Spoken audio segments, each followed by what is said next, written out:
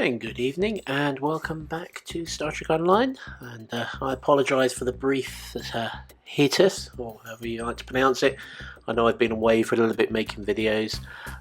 Real life, unfortunately, work and life balances being what they are took me away from game for a little bit, so I'm back now. I haven't forgotten I do have a Klingon video series to finish, which I'll be moving on to soon. But just to get the ball rolling again back on making videos, I decided to do another evolution of the Odyssey class. As and when my ship slowly changes and enhances, I thought I'd make up follow-up videos. And as most of you are aware, the Legacy of the Romulus is now released.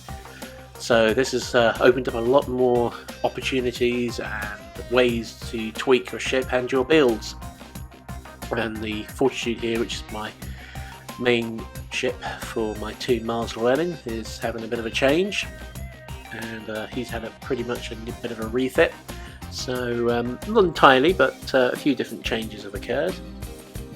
And I think one of the main things to first of all go into is weapon loadout. As you can probably see here, weapons loadout has changed. I was using anti-proton arrays. Much as they are brilliant for their critical hits, especially good for doing against Borg or just in general because of the sheer crit. One of the things that does annoy me is actually the sound of the anti-proton arrays. Actually does screech my ears considerably. Now, as our fleet progressed sufficiently and an update to weapons, I've switched back to phasers. This is a personal choice. I'm more than willing to swap in and out into my anti-protons if need be, but these ones are going to be damage to and accuracy to, and also I'm making use of the Omega weapon amplifier as well. So these are good weapons. I mean, obviously I'm not getting quite the crits I would have done, but Miles is pretty much spec'd for doing damage with beam arrays. He's not the highest, but he's decent in his energy weapons. He's got 6 points in there, those who remember my previous videos, and he's got a full 6 points in Starship Energy weapon specialization, if I get the words out tonight. And basically that means it's going to improve your Starship's critical hit. So I decided to take the penalty on this one and go for the phasers. At some point I might actually swap these for the Andorian Blues. Those that know me, who watch my videos, especially within our fleet, happen to know that I'm a big old original series fan, and I have a thing for blue phasers, and I may be picking up the Andorian Blues at some point along the line and changing the phasers on here to those. But the fleet ones have actually proven to be very, very effective. I'm quite impressed with them. Okay, they don't quite get the same crits, but hey, it's a sacrifice I'm willing to make. My ship, my design, hey, I do what I want. So that's what I've done. So that's one of the main things. So the phaser arrays have changed, and also something to bear in mind now is the old warp cores. They're now new, and this one's just a simple one that I've picked up from the store. I am running the duty officer missions. For those that actually don't know where the duty officer mission is, it'll actually be under the duty officers, under the department heads and engineering. I would advise you to be out in sector space when you grab this. It seems to be where I grab this the most. Now, I've actually already grabbed the mission. I've got it running now to get a better warp core, and if I just go into my progress, you can see I've got it actually running here. Unfortunately, I made a bit of a boo-boo and I forgot to select my purple antimatter, and techies, but hey ho, we should get an interesting one. This is actually the second time I'm running it. Be advised, I think there's about a 24-hour delay between it finishing before you can run it again. If I can validate that, I will do, but I believe it's a pretty common number that's running around the STO forums at the moment. It does appear to be 24 hours, and that's what my stop clock was vaguely like. Well, I'll give you a vague idea on it. So yeah, bear that in mind. If you want a better warp core, probably a duty officer mission for us at the moment, unless you're playing the Romulan side, which I am doing as well. I've got a level 32 or 33 Romulan Romulan engineer. She's slowly getting up the ranks. So getting there slowly but surely. So little tidbit there if you want to get hold of warp cores. Also, you have the exchange as well. Be advised, the prices are not stable at the moment. They're charging top dollar for them for pretty much free grades of nothing. Every 24 hours or so you can run these here, and with a bit of luck, and if you remember, not like I did to remember to slot your purple, GT officers, you'll actually get good results. But this should be interesting. When I first ran this one the other day, I actually got this warp core here, which is again it's an X, but hey ho, it's getting there slowly but surely. And this one was quite nice. It was a plus 2.5 additional shield power, bonus increases at a lower power. I got a ship plus 5 shield power, which that means it can exceed 125. And I got a plus 15 to Starship engine performance. Now this core I could have slotted on the Fortitude, but I decided not to. And this one also adds 7.5% of your auxiliary power to your weapon power as well. So if you're running a science ship, the field stabilization cores are not actually a bad thing. If you're running high ox, it means you can shove over a 7.5% to your weapons as well. And as and when I work my way through these ships, I'll do a revision of how they're built at the moment. So yeah, that was the first result I had from running the GT Officer one, which wasn't bad. I could have sold this on the exchange and made a pretty penny, but as my engineer has got all the decent GT Officers, I'm basically having him run the mission to get all the cores for all my ships, and with a bit of luck I should get some decent results.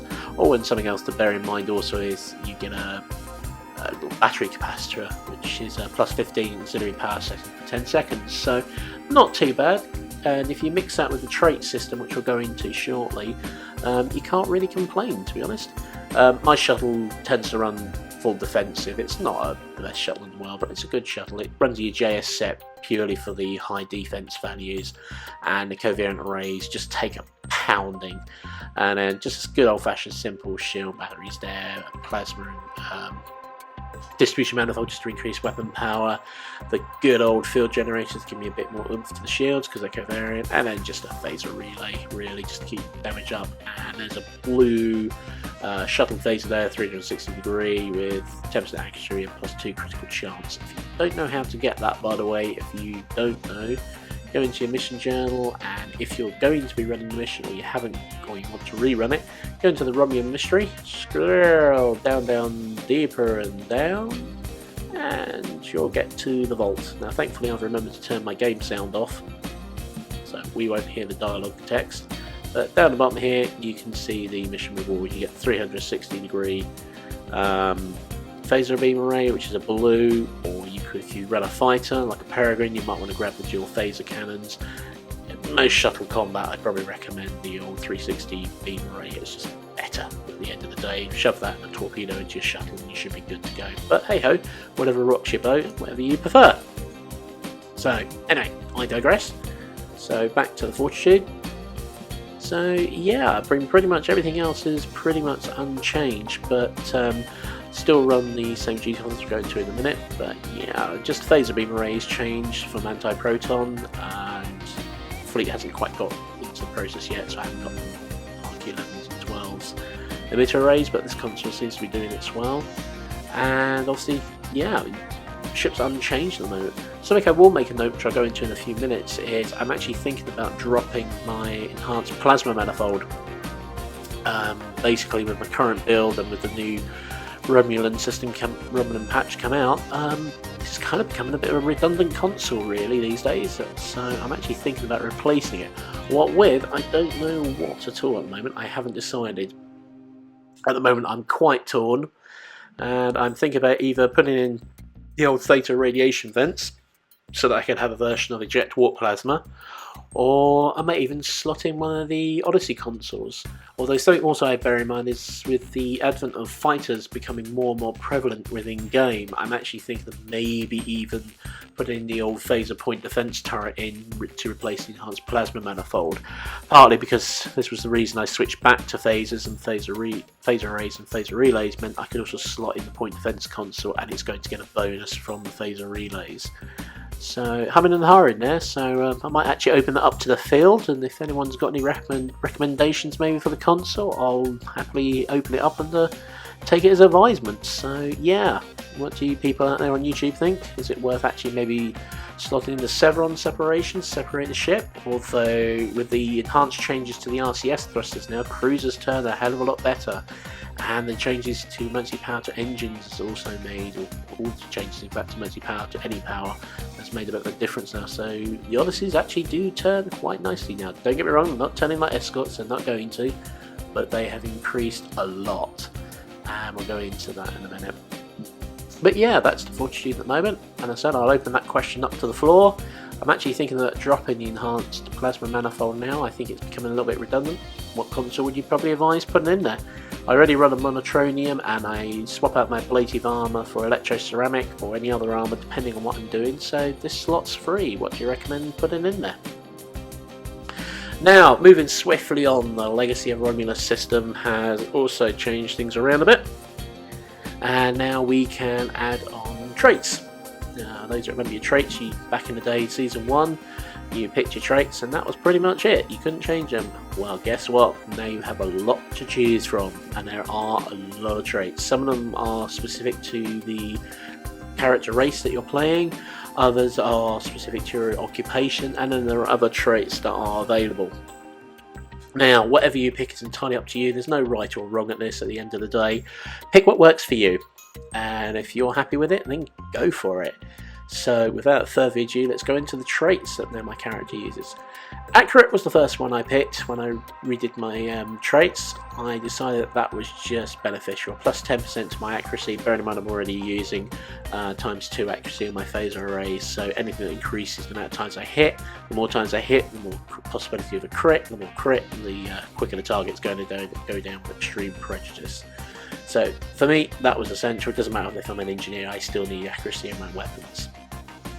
Now, the next one, EPS manifold efficiency. I like this one, and basically on any emergency power system, or when you use any battery or anything to boost a subsystem, you're going to get this kicking in. And basically what this means is you're getting a 10% bonus to your weapon power, shield power, engine power, and auxiliary power. Skills that affect this is your battery duration on your Starship batteries, so the better you're spec'd in batteries, the better this is going to work for you. And this is one of the reasons that I'm actually thinking about dropping my enhanced plasma manifold, because combined that with my duty officers, which for those who don't remember, I'll bring them back up. I run purple bridge officers, ignoring tactical for the minute. I run 3 damage control engineers, which, as for those that don't know, are 35% chance to reduce recharge time for any emergency power to subsystem by 30%. So I've got 3 lots of 35, reducing the recharge time of emergency power to engines and emergency power to shields. And then I've got the old warp core engineer, which is a 20% chance to increase power levels by 25.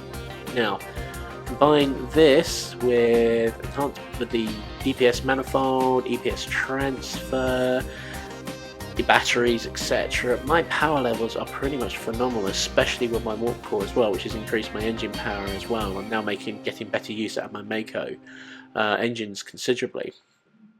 And if I hit emergency power to shields, automatically reduces the cooldown time. And look, emergency power to shields is kicking in, and EPS manifold efficiency is kicking, so I'm getting a plus 10 across the board. So engines 77, 63 on the Ox, getting 112 on my shields and 125. This is on my combat, so I'm basically on offensive status here. So again, that comes in, cycle 3 between the emergency powers, and now I'm getting 91 on engines. So you can imagine that combined with the EPS manifold, I'm getting some pretty good turn rates out of the Odyssey class now, so I'm not complaining at all. Definitely worth considering. That's one of the reasons I want to drop the enhanced plasma manifold, but I haven't decided what to put in there in its replacement. So yeah, EPS manifold efficiency, damn useful that one, fully recommend it. Now, next thing I did is I wanted to increase my defense. I know I'm supposed to hold aggro, but when I am getting incoming fire, I also want some decent defense. So Elusive gives you that plus 10 defense. Stack that up with the Aegeus shield system as well, so if you go for the 3-part Aegeus, this is actually looking like a pretty good tanking build. I know the Aegeus set is falling out of favour, but I still think it holds its own quite effectively, so I'm not locking it. My KDF engineer, who reached 50 a little short while ago, she's currently running the Aegeus set. She's going to be rocking that for some time until I go through the Omega Marks to go through the reputation system that way, but she's not going to get there pretty anytime soon. So yeah, pretty damn useful. Now, one of the next traits I went for is the Nanomolecular Architect, mainly because this particular toon actually makes uses of turrets and drones.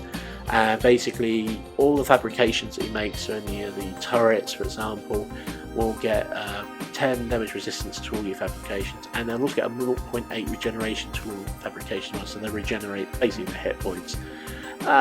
Yeah, I used these a lot. I used turrets and drones with this particular engineer's build, so yeah, I decided this was a good one to have. Now, shield harmonic resonance,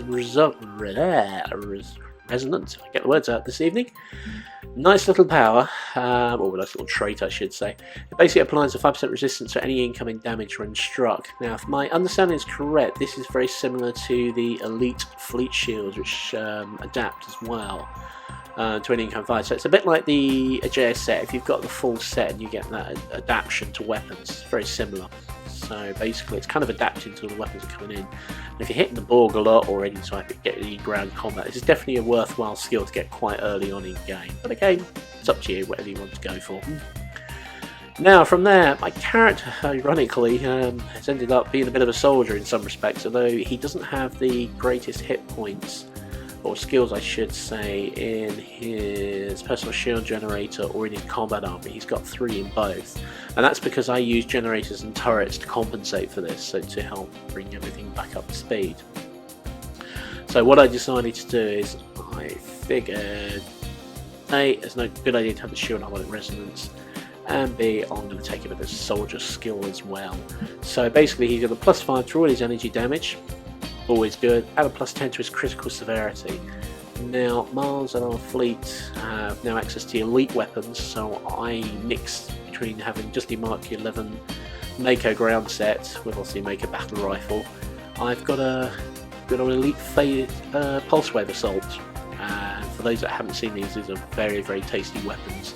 I do recommend getting to them as soon as you can. My characters have all switched over, at least on this particular build on the ground, all using the elite weapons now. And basically, yeah, this is going to upset anyone's day. So definitely worth grabbing those. Definitely. So yeah, that's soldier. So yeah, get the good crits with that ability. And Techie, I actually kept Techie in the end. For those that don't know, especially sort of season 1 onwards, and certainly some of my fleet mates, I've probably been wondering long before the changes to the Techie trait, how my ship was able to basically survive an enormous pummeling. And the easy answer to that is I'm going to divulge my little secret finally. Back in before all the changes to the Techie trait, healing abilities was affected by your crew rate. And the more crew you kept alive, the greater the hull repair, the passive hull repair would be. So things like emergency force fields and biofunction monitors were actually quite a favourite for my builds, because they kept the crew alive and kept the crew regenerating very quickly, so my hull was regenerating very, very fast.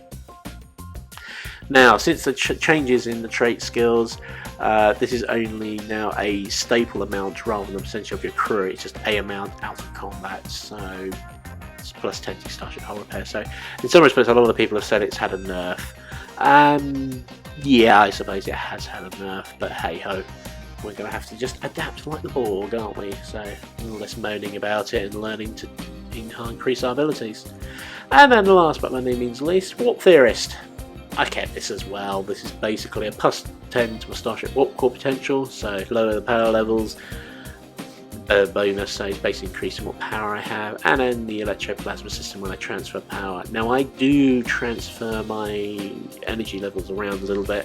I tend to go from defensive to offensive. It's not uncommon sometimes. If I happen to grab a lot of aggro with fire at will, I will actually throw full power to my shields, and then vice versa, switch back to my weapon systems to increase power levels.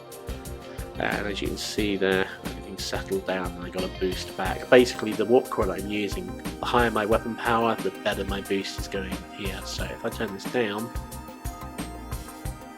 so changing power levels with shields, power levels slowly dropping, and I get a bit of reduction. So running 68 on the engines, run back offensively, and that power level's go up. I don't use an EPS manifold here, so